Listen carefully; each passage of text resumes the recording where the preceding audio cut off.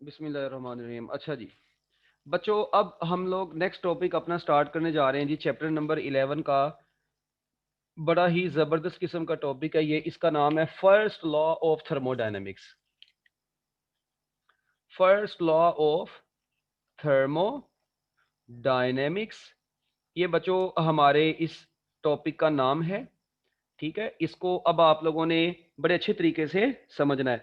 बच्चों देखें, सबसे पहली तो बात ये बड़ा इंपॉर्टेंट, इसे एमसीक्यू आता होता है कि it is basically consequence of law of conservation of energy. Very important MCQ from first law of thermodynamics. बच्चों ये law of conservation of energy के अकॉर्डिंग होता है सारे का सारा। एक ये चीज आपको पता होनी चाहिए इसमें से। अच्छा, उसके बाद आपको पता है जब भी किसी सिस्टम में हीट ऐड करते हैं तो ये हीट क्या काम करती है, उस सिस्टम की इंटरनल एनर्जी को भी चेंज करवाती है, प्लस उससे वर्क डन भी करवाती है। ये आप लोग फर्स्ट ईयर में ऑलरेडी पढ़ चुके हैं। Heat added to a system.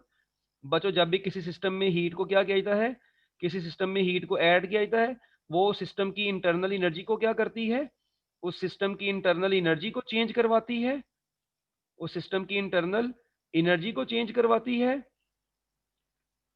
ठीक है जी, एनर्जी को चेंज करवाती है प्लस वर्क डन करवाती है उस सिस्टम से। ठीक है जी। अब अगर वर्क डन, ठीक है जी, अगर तो सिस्टम का होगा तो आपको पता है work done by the system positive होगा, ऑन द सिस्टम नेगेटिव होगा। तो ये जब भी किसी सिस्टम में हीट ऐड की जाती है तो बच्चों वो सिस्टम की इंटरनल एनर्जी को भी चेंज करवाती है, प्लस उससे वर्क डन भी करवाती है। ये वर्क डन के साथ अक्सर प्लस माइनस लिखा जाता है। प्लस का मतलब होगा कि work done by the system, minus का मतलब होगा कि work done on the system. ठीक हो गया जी। अच्छा, अब आप लोगों ने यहां पर जो एक चीज गौर से सुननी है वो क्या है, इसकी ना डिफरेंट एप्लीकेशंस हैं। ठीक है, इसकी जो एंट्री टेस्ट के हवाले से सबसे इंपॉर्टेंट चीज है ना, वो मैं अब आपको बताने लगा हूं। बच्चों ये मेरी बात सुने, इसकी ना टोटल हम लोग एक छोटा सा टेबल बनाते हैं, जिस टेबल के अंदर मैं आप लोगों को इसकी जो है ना कुछ चीजें बताता हूं। देखें, आप लोग एक टेबल बनाएं, एक साइड पर लिख लें आइसोथर्मल। जल्दी जल्दी जरा बनाना है अब, शूटर शूटर। एक साइड पर बच्चों आप लोग लिख लें आइसोथर्मल, ये प्रोसेस का नाम लिखेंगे हम लोग। एक साइड पर बच्चों आप लोग लिख लें एडियाबैटिक प्रोसेस, एडियाबैटिक। बच्चों एक साइड पर मैं लिखूंगा जी आइसोबैरिक, आइसोबैरिक। और बच्चों एक साइड पर मैं लिख लूंगा जी आइसोकोरिक। ठीक हो गया। अच्छा, अब ये बच्चों मैंने प्रोसेसेस के नाम लिखे हैं। बच्चों आइसोथर्मल प्रोसेस की अब सबसे पहले तो आपको पता होना चाहिए ना इनकी डेफिनेशन क्या होती है, फिर ये अगली बात करेंगे ना।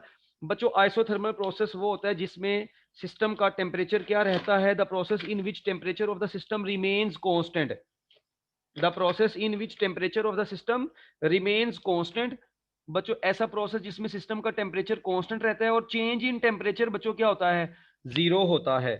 चेंज इन टेम्परेचर जीरो होने से मुराद है चेंज इन इंटरनल एनर्जी भी जीरो होगी। तो बच्चों ऐसा प्रोसेस जारी बात है जिसका टेम्परेचर कांस्टेंट है, उसकी इंटरनल एनर्जी भी कांस्टेंट है, उसका चेंज इन टेम्परेचर जीरो होगा, उसकी इंटरनल एनर्जी का चेंज भी जीरो होगा। तो बच्चों याद रखिएगा, ऐसा प्रोसेस जिसकी इंटरनल एनर्जी कांस्टेंट होती है और चेंज इन इंटरनल एनर्जी बच्चों क्या होती है, जीरो होती है, उस प्रोसेस को हम लोग आइसोथर्मल प्रोसेस बोलते हैं। तो ये अगर इसका मतलब डेल्टा यू जीरो में अगर इधर पुट कर दूंगा तो बच्चों आपकी जो अप्लाइड हीट है, जो एडिड हीट है, वो सिर्फ और सिर्फ वर्क डन के बराबर आ जाएगी। तो हम लोग कहते हैं जी first law of thermodynamics for isothermal process क्या बन जाएगा, delta Q is equal to W आ जाएगा जस्ट। और बच्चों मेरी बात सुने, आपको पता है जिस प्रोसेस में टेम्परेचर कांस्टेंट रहता है ये कौन से गैस लॉज को ओबे करता है, ऑब्वियस सी बात है बच्चों, ये गैस लॉ कौन सा होगा, बॉयल्स लॉ होगा। इसका मतलब ये बॉयल्स लॉ के अकॉर्डिंग है, PV is equal to constant. तो बच्चों हम लोग अगर इसके प्रेशर और वॉल्यूम का ग्राफ ड्रॉ करना चाहें, ये देखें जरा, अगर मैं यहां पर पीवी ग्राफ ड्रॉ करना चाहूँ आइसोथर्मल प्रोसेस का तो मैं बच्चों कर सकता हूं, बिल्कुल मुझे हक है आइसोथर्मल प्रोसेस का पीवी ग्राफ ड्रॉ करने का। तो बच्चों देखें इसका प्रेशर वॉल्यूम ग्राफ कुछ इस टाइप का बनेगा, यहाँ पर वॉल्यूम यहाँ पर प्रेशर। तो बच्चों इसका pressure volume graph temperature constant के ऊपर प्रेशर का वॉल्यूम के साथ इनवर्स रिलेशन है। It is just like an isotherm, not like an, it is basically isotherm. ये मैंने थोड़ा सा चिब्बा सा कर दिया इसको, बट ये आइसोथर्म बन जाएगा आपके पास। ठीक है जी बच्चों, ये क्या बन गया है, आइसोथर्म बन गया है, डन हो गया। तो बच्चों याद रखिएगा, अगर टेम्परेचर सिस्टम का क्या होगा, कांस्टेंट होगा, अगर सिस्टम का टेम्परेचर क्या होगा जी, कांस्टेंट होगा, तो बच्चों ये जो वर्क डन आएगा, टेम्परेचर कांस्टेंट होगा तो वर्क डन हीट के बराबर आ जाएगा। ठीक है। अच्छा, इसके बाद इधर लाइन ला दी है भाई एक, अगर आप लोगों की इजाजत हो तो है, याद आ रहा है स्केल, इसका अपना ही मजा आता था, छोटे छोटे। आजकल तो वो वैसे ही चल रहे हैं ना, शीशे के, ये भाई बड़े जबरदस्त स्केल चलते रहे हैं बचपन में। ये ऐसे और ये ऐसे, ये आलो। अच्छा अब देखें, अब मेरी बात सुने नेक्स्ट। बच्चों आइसोथर्मल प्रोसेस में हमने देखा कि सिस्टम का टेम्परेचर कांस्टेंट है, इंटरनल एनर्जी भी कांस्टेंट है, चेंज इन टेम्परेचर जीरो है। अच्छा ये फर्स्ट लॉ ऑफ थर्मोडायनेमिक्स आ गया। ये गैस लॉ, ऊपर मैंने बच्चों गैस लॉज लिखे हैं, इधर मैंने पीवी ग्राफ लिखा है, ठीक है जी, प्रेशर वॉल्यूम ग्राफ। इधर फर्स्ट लॉ ऑफ थर्मोडायनेमिक्स लिखा है, इधर बच्चों उसकी मैंने जो जनरल सी मतलब क्या नाम है बनेगा, जो भी उसका फार्मूला वगैरह वो लिखूंगा, और इधर मैं प्रोसेस का नाम लिखा है। अच्छा अब अगली बात सुने बच्चों, एडियाबैटिक प्रोसेस वो होता है जिसमें ना तो कोई हीट एंटर होती है ना कोई हीट लीव करती है, यानी सिस्टम की टोटल जो हीट है बच्चों वो कांस्टेंट रहती है, ना हीट एंटर करती है ना लीव करती है, तो चेंज इन हीट क्या हो जाएगी बच्चों, जीरो हो जाएगी। सिस्टम में ना कोई हीट एंटर हुई ना कोई हीट लीव की, इसका मतलब उस हीट को क्या कंसीडर करेंगे, कांस्टेंट, तो चेंज इन हीट क्या हो जाएगी बच्चों, जीरो। इस डेल्टा क्यू को जीरो इधर पुट कर दें, जब आप लोग ऊपर वाली इक्वेशन में डेल्टा क्यू को जीरो पुट करेंगे तो बच्चों आपका वर्क बराबर आ जाएगा माइनस डेल्टा यू के। लो जी, तो ये W is equal to minus delta U, ये फर्स्ट लॉ ऑफ थर्मोडायनेमिक्स की इक्वेशन है एडियाबैटिक प्रोसेस के लिए। एडियाबैटिक प्रोसेस को हम लोग फिजिक्स की दुनिया में आइसेंट्रोपिक प्रोसेस भी बोलते हैं, it is also known as isentropic process, ठीक है। और बच्चों जिसमें कोई हीट एंटर नहीं की कोई हीट लीव नहीं की, तो बच्चों यहां पर भी बॉयल्स लॉ होगा, मगर एडियाबैटिक प्रोसेस के लिए जो बॉयल्स लॉ की इक्वेशन है उसमें बच्चों पी वी की power gamma is equal to constant आता है। गैमा आपको पता है molar specific heat of the gas होती है, और इसका जो प्रेशर वॉल्यूम ग्राफ होगा वो बच्चों कुछ इस टाइप का होगा, ये देखें। अगर मैं इधर प्रेशर और वॉल्यूम के दरमियान में ग्राफ ड्रॉ करता हूं तो बच्चों इसका ग्राफ कुछ इस तरह का होगा, इसको बोलते हैं हम लोग एडियाबैट। इसे क्या बोलते हैं बच्चों, एडियाबैट। ये थोड़ा सा adiabat is more steeper than the isotherm, बच्चों ये थोड़ा सा कर्व्ड होता है, आइसोथर्म से ये थोड़ा सा क्या होता है, ज्यादा स्टीपर होता है, इसकी ढलवान ज्यादा होती है ड्यू टू दिस गेमा, ठीक है। उसके बाद आइसोबैरिक, ये बार बार लफ्ज निकला है प्रेशर से, तो आइसो का मतलब सेम, बार का मतलब प्रेशर। तो बच्चों ऐसा प्रोसेस जिसमें प्रेशर क्या रहता है, कांस्टेंट, और चेंज इन प्रेशर जीरो होगा। तो यार मेरी बात सुनो, ऊपर वाली इक्वेशन में आप लोग इसको ऐसे भी लिख सकते हैं, ये देखें, अगर इसको लिखना चाहें आप लोग लिख सकते हैं ना, delta Q is equal to यार delta U plus pressure into change in volume, में ऐसे भी लिख सकता हूं। अब मुझे ये बताओ यार, प्रेशर कांस्टेंट है, चेंज इन प्रेशर जीरो है, क्या यहाँ पर कहीं पे डेल्टा पी जीरो हो रहा है, नहीं। इसका मतलब इसकी फर्स्ट लॉ ऑफ थर्मोडायनेमिक्स की इक्वेशन आइसोबैरिक प्रोसेस के लिए सेम ही रहती है, delta U plus P delta we, ये चेंज नहीं होती। उसके बाद बच्चों आइसोकोरिक प्रोसेस वो होता है जिसमें वॉल्यूम सिस्टम का कांस्टेंट रहता है, अगर वॉल्यूम कांस्टेंट होगा तो बच्चों चेंज इन वॉल्यूम क्या हो जाएगा, zero. The process in which volume of the system is zero, change in volume will be zero. कोरिक, कोरिक लफ्ज निकला है कोर वॉल्यूम से, ठीक है ना। तो बच्चों ये आप लोगों ने याद रखना है कि क्या नाम है अपना, अगर डेल्टा वी जीरो होगा तो देखें डेल्टा वी जीरो होगा तो अब डेल्टा क्यू सिर्फ और सिर्फ डेल्टा यू के बराबर आ जाएगा आपका, तो delta Q is equal to delta U. अच्छा इधर गैस लॉ कौन सा ओबे करेगा बच्चों, जिसमें प्रेशर कांस्टेंट है और वॉल्यूम, अगर प्रेशर कांस्टेंट होगा तो वॉल्यूम टेम्परेचर के डायरेक्टली प्रोपोर्शनल होगा। तो बच्चों यहाँ पर चार्ल्स लॉ, ठीक है जी, चार्ल्स लॉ, यहाँ पर दोनों में बॉयल्स लॉ था, बॉयल्स लॉ, ठीक है। तो यहाँ पर चार्ल्स लॉ आ गया है बीच में, ठीक है, चार्ल्स लॉ। तो बच्चों इसमें इसका जो पीवी ग्राफ होगा वो कुछ इस टाइप का होगा, आपको पता है। अगर मैं यहाँ पर वाई एक्सिस पर प्रेशर ले लेता हूँ, एक्स एक्सिस पर वॉल्यूम ले लेता हूँ, तो बच्चों प्रेशर क्योंकि कांस्टेंट है तो इसका graph straight line parallel to volume axis हुआ करेगा। अच्छा उसके बाद आइसोकोरिक प्रोसेस में बच्चों क्या होता है, आइसोकोरिक प्रोसेस में क्योंकि वॉल्यूम कांस्टेंट है तो प्रेशर का टेम्परेचर के साथ डायरेक्ट रिलेशन होता है, इसको बोलते हैं चार्ल्स लॉ ऑफ प्रेशर। इसका हम लोगों ने नाम क्या रखा हुआ है जी बच्चों, चार्ल्स लॉ ऑफ प्रेशर का इसको नाम दिया जाता है।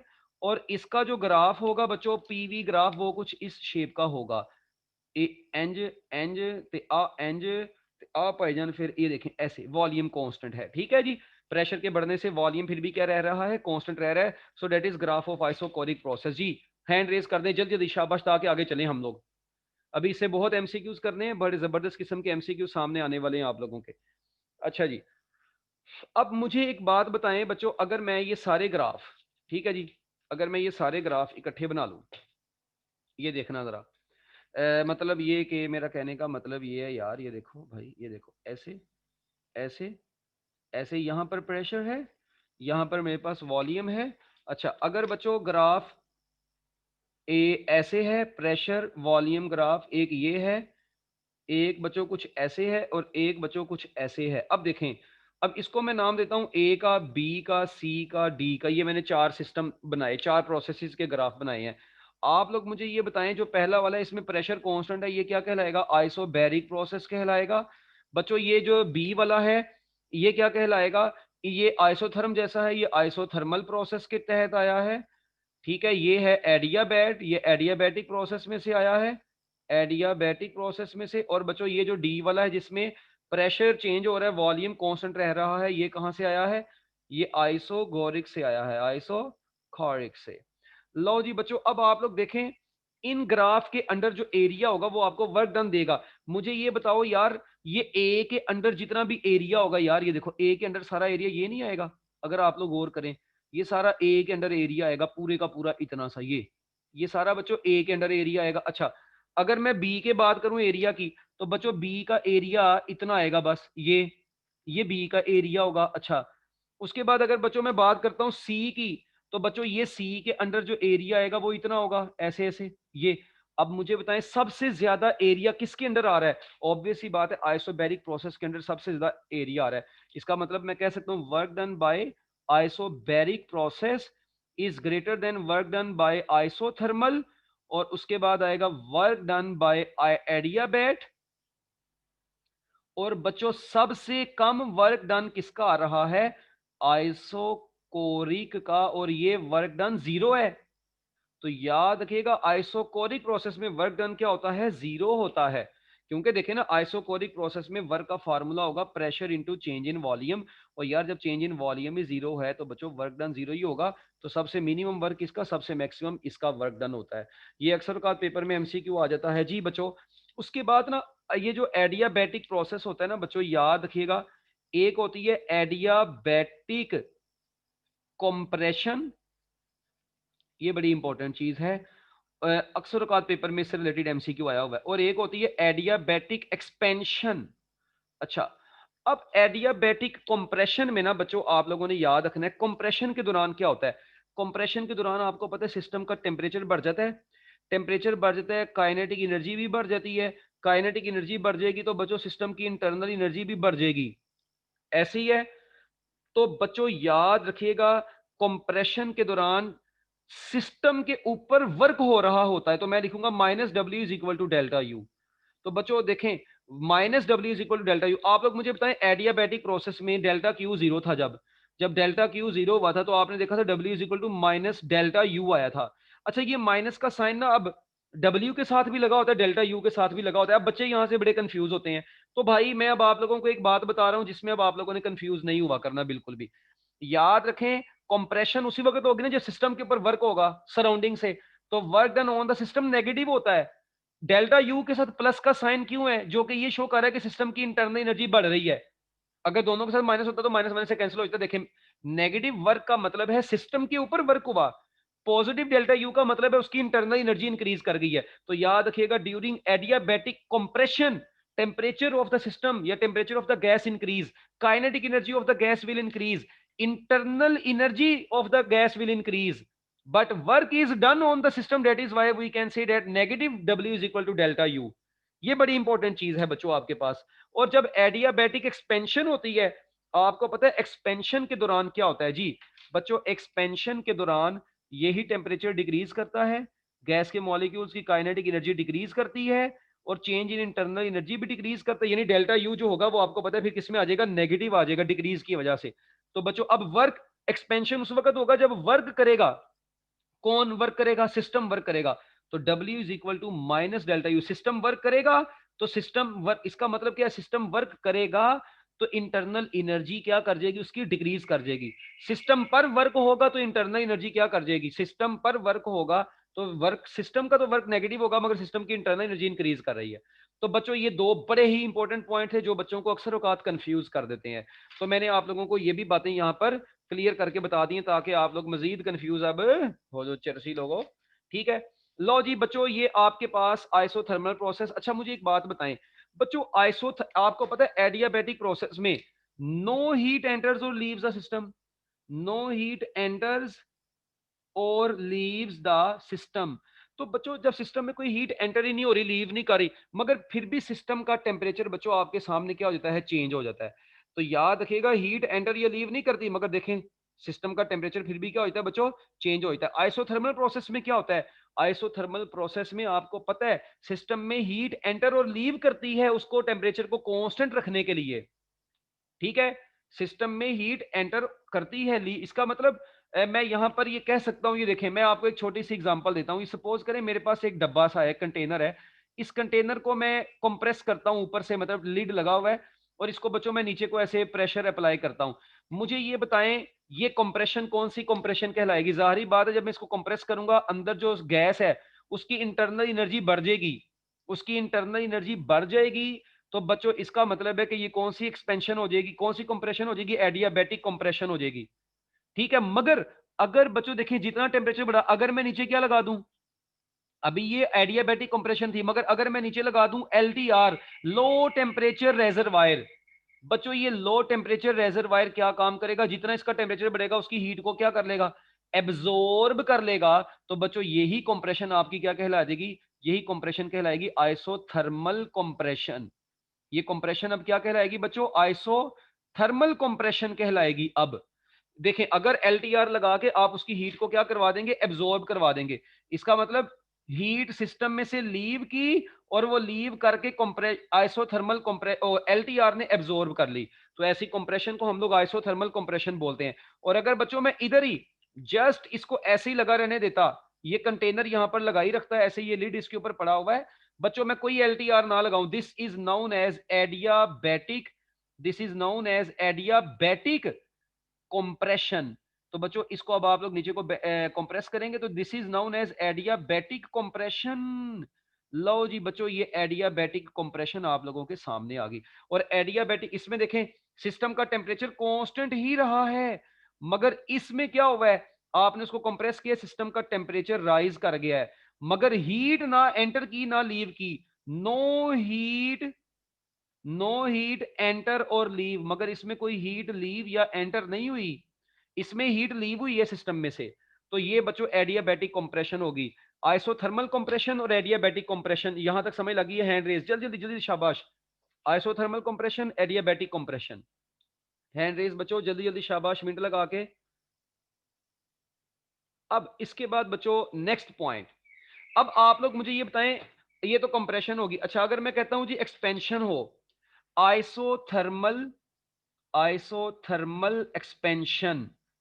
अब बच्चों आइसोथर्मल एक्सपेंशन के दौरान क्या होता है, आप लोग देखें ये आपके पास कंटेनर है, सिलेंडर है, इसके ऊपर बच्चों आप लोगों ने रखा हुआ है ये पिस्टन, ठीक है जी, ये ऐसे ही इसके ऊपर पिस्टन पड़ा हुआ है जी ये, ठीक है। अच्छा अब आप लोगों ने इसको एक्सपेंड करवाना है, मुझे बताएं अभी जब आप लोग इसको एक्सपेंड करेंगे तो इसका तो टेम्परेचर डिक्रीज कर जाएगा, आपको बच्चों नीचे हॉट रेजरवायर की जरूरत पड़ेगी, एक सोर्स की जरूरत पड़ेगी जिसको एचटीआर बोला जाता है।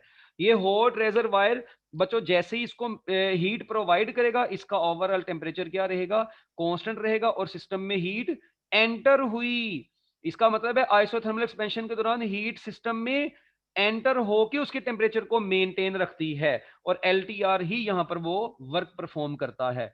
इसके बाद आइसोथर्मल एक्सपेंशन के बाद बच्चों आप लोगों ने जाना है जी एडियाबैटिक एक्सपेंशन की तरफ।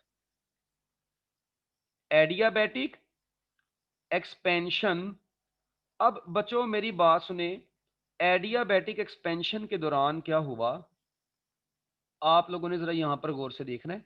आप लोगों ने अभी भी इसको बच्चों सिलेंडर के पिस्टन को ऐसे ऊपर कोई मूव करवाया, मगर अब आप लोगों ने कोई एचटीआर कोई एलटीआर नहीं लगाया, बच्चों इसका मतलब क्या होगा, इसका मतलब है इस सिस्टम का ओवरऑल टेम्परेचर क्या कर जाएगा, डिक्रीज कर जाएगा। मगर टेम्परेचर डिक्रीज कर गया, नो हीट एंटर और लीव, सिस्टम में हीट एंटर या लीव अभी भी नहीं हुई, जस्ट उसका टेम्परेचर क्या कर गया बच्चों, डिक्रीज कर गया उसको एक्सपेंड करवाने से, and this expansion is known as adiabatic expansion. So बच्चों ये छोटे छोटे आइसोथर्मल कंप्रेशन, एडियाबैटिक कंप्रेशन के कॉन्सेप्ट थे, और यही आगे यूज होने हैं कार्नट इंजन के अंदर।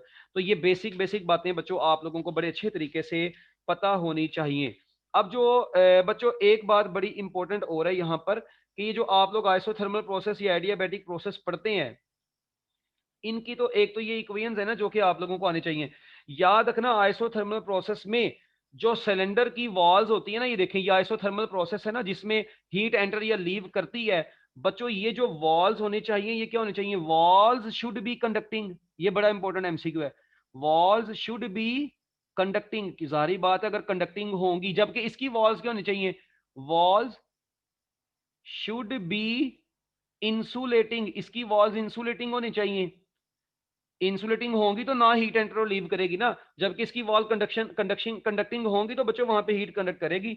तो बच्चों ये याद रखना है आप लोगों ने। और इसमें हम लोगों ने गैस को एक्सपेंड या स्लो कर अलाउ करना होता है वेरी स्लोली। याद रखिएगा, गैस को कंप्रेस करना है या एक्सपेंड करना है तो बच्चों स्लोली, स्लो कंप्रेशन ये एक्सप्रेशन होती है।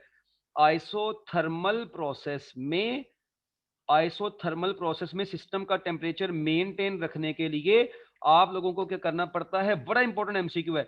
Slowly slowly slowly compression, compress या फिर एक्सपेंड करवाना पड़ता है स्लोली, ताकि सिस्टम का टेम्परेचर आप लोग एचटीआर और एलटीआर से क्या कर सकें बच्चों।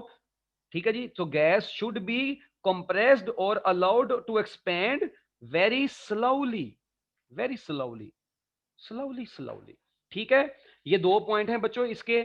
और इसी तरह जबकि यहां पर आपको पता है दूसरी तरफ अगर हम लोग चलें एडियाबैटिक प्रोसेस में, तो बच्चों एडियाबैटिक प्रोसेस में एक तो वॉल्स इंसुलेटिंग होनी चाहिए, और दूसरा बच्चों, और दूसरा बड़ा इंपॉर्टेंट पॉइंट, ये छोटे छोटे एमसीक्यूज हैं, ठीक है, जो आप लोगों को पेपर में आ सकते हैं।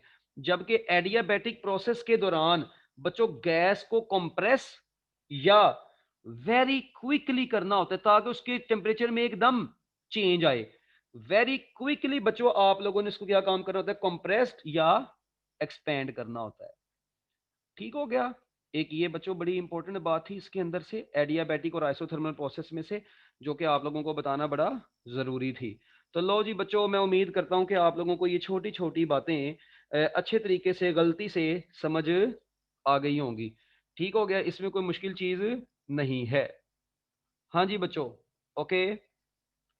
अब एक बात आप लोगों ने बच्चों याद रखनी है, ये जो एडियाबैटिक प्रोसेस होता है ना, एडियाबैटिक प्रोसेस में आप लोगों ने एक इक्वेशन पढ़ी है जी, पीवी, प्रेशर और वॉल्यूम की।